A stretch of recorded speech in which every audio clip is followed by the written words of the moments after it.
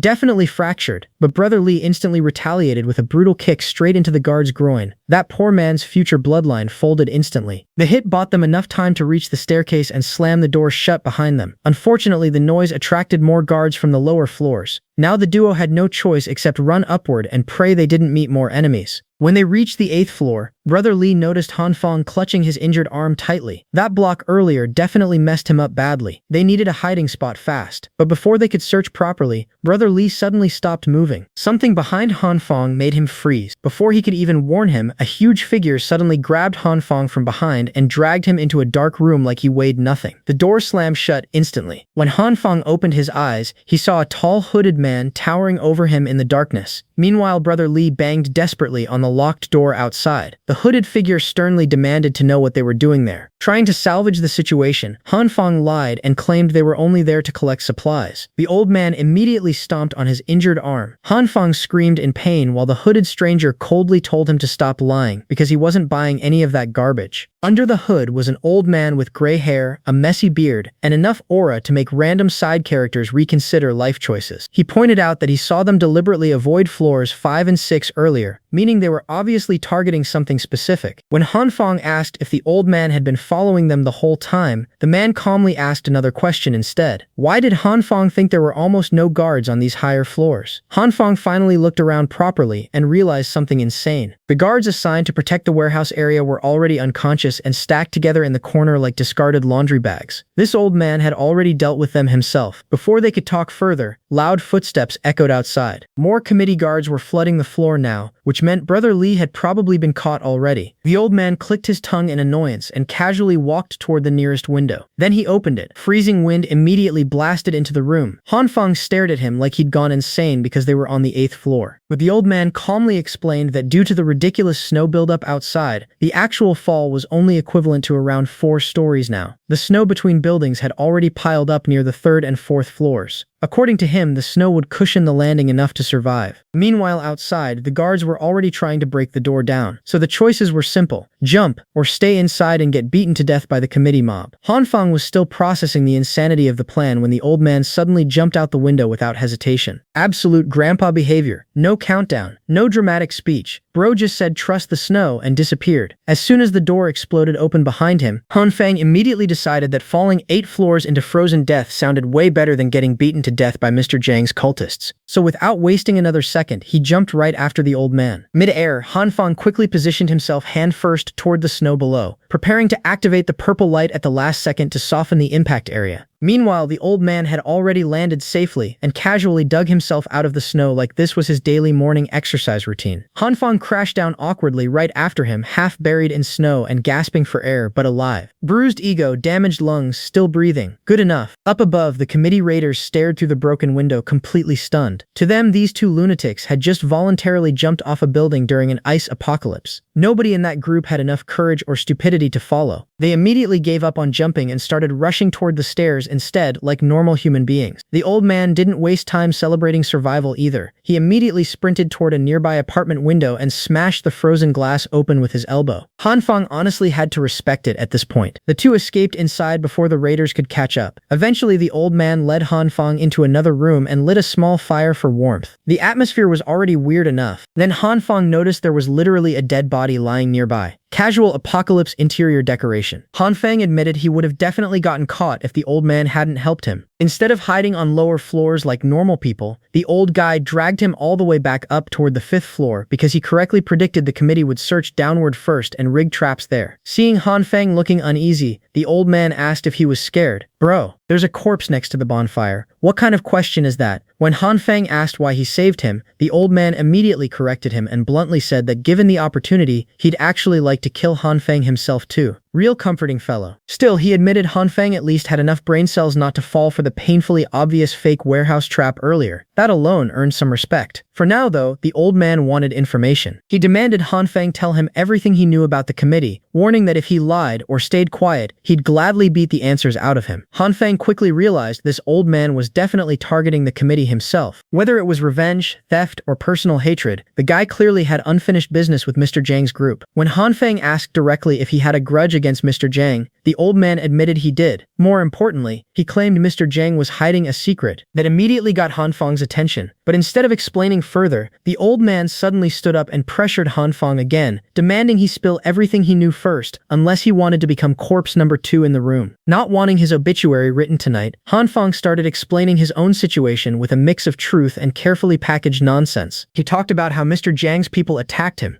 destroyed his house, robbed his supplies, stole his girl, and pushed him far enough to pull out a gun in retaliation. He conveniently skipped a few details, of course. Bro was trauma dumping with selective editing enabled. The old man seemed convinced enough. He sighed and pointed out that a cheap pistol wouldn't scare people like Mr. Zhang at all. In fact, the biggest clue was that Zhang willingly let Hanfang keep the gun earlier, instead of confiscating it. According to the old man, there were only 2 explanations. First, Zhang was obsessed with maintaining his image as the righteous leader, and didn't want unnecessary bloodshed ruining that reputation. Or second, the much scarier possibility. The committee might already have access to even stronger weapons hidden somewhere else. Hanfang added that he and Brother Li originally planned to eliminate Mr. Zhang directly and cut off the head of the snake before the committee became even worse. The old man actually agreed with part of that. He admitted the committee probably started with decent intentions, but under Mr. Zhang's leadership, people were slowly becoming convinced that cruelty and exploitation were simply the best way to survive now. And once people completely lose their conscience during the apocalypse, there's basically no going back afterward. Still, the old man pointed out another problem. Even if they succeeded in killing Mr. Zhang, what then? Without leadership, the entire neighborhood could collapse into total chaos, looting and slaughter over scraps of food. Before Hanfang could answer, another voice suddenly entered the conversation. Apparently somebody had been secretly listening from outside the room the whole time. A water canister suddenly flew toward the old man's head. The old man instantly retaliated with a punch, only to stop in surprise when his fist got blocked by a much smaller figure. For the first time since meeting him, Beardy actually looked shocked. Beardy immediately noticed that the hands stopping his punch were trembling hard. Whoever grabbed him was clearly scared out of their mind, but still stepped in anyway. The old man quickly shifted his stance, ready to cave the Snoop's head in, but froze the second he heard a familiar voice. Turns out the tiny figure was Jinyan. Pink hair, cute winter coat, terrifying strength hidden inside a nurse build. Apocalypse really said character customization enabled. The moment she saw Hanfang, she recognized him as the guy from the hospital. Once things settled down, Jinyan started treating Hanfang's fractured arm while apologizing non-stop for overhearing their conversation. She explained that she came to recheck Grandpa Lee after bringing him supplies, only to find the old man already dead. Then she heard people entering and instinctively hid in the other room. Beardy wasn't fully convinced though. To him, nurses acting kind during the apocalypse looked suspicious as hell. He bluntly suggested that Jinyan might have been involved in Grandpa Lee's death somehow and called her selfless attitude fake. Honestly, Grandpa trusted absolutely nobody. Bro treated paranoia like cardio. Still, Jinyan didn't back down. She admitted people could call her cruel or selfish if they wanted, but surviving was the only way she could continue helping sick people. She also explained that Mr.